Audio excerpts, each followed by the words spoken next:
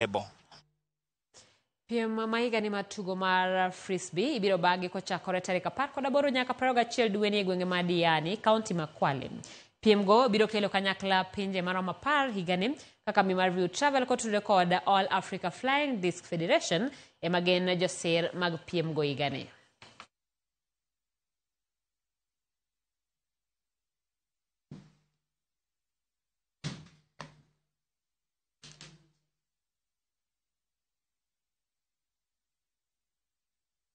Wakati huu wa Easter tutakuwa na michezo upande wa Diani, na mchezo huu unakaribisha Wakenya wote waje watupe nguvu, wachezaji wetu watupe support, na ili tuweze kuona talent ambayo ipo ndani ya Kenya na Afrika. When you're traveling and everything that you're doing, we asking you to reach out to us.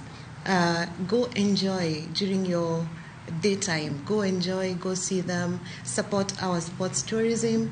And those who don't have our packages or don't know anything to do around the Easter period, this is a perfect time for you to reach out to us at View Travel. Frisbee ni mchezo vile vile inachezwa na sahani.